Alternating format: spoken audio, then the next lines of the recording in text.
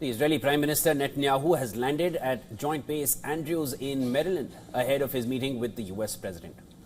Well, this marks their sixth such encounter in the U.S. since Trump returned to office a year ago. On Tuesday, Netanyahu's office said that the top priority in his talks with Trump would be the ongoing negotiations with Iran. And the Israeli Prime Minister's office said that he will highlight Israel's concerns over Iran's missile arsenal and not just the nuclear program.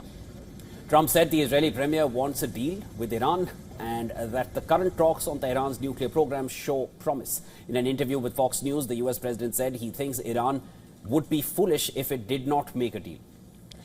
A top advisor to Iran's supreme leader discussed ways to reach a balanced and just agreement with the United States during talks in Oman.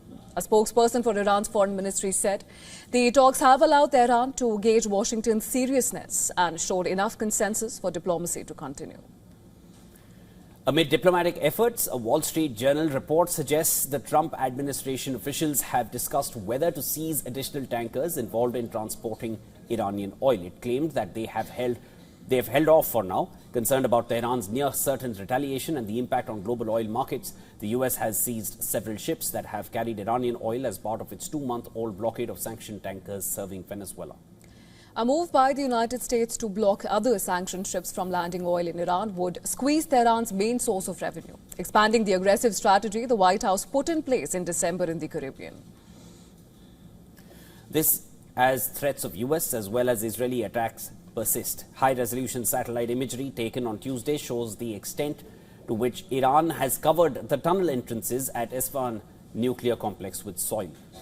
Now, in the imagery, the middle and southern entrances are unrecognizable and fully covered in soil, while the northernmost tunnel, which features additional passive defense measures, is backfilled with soil.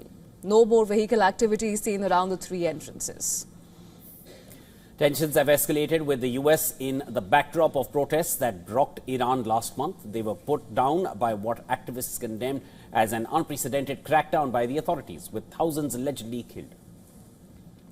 On the eve of the annual commemoration of the 1979 Islamic Revolution, residents of Tehran chanted slogans against the Islamic Republic and Supreme Leader Ayatollah Ali Khamenei.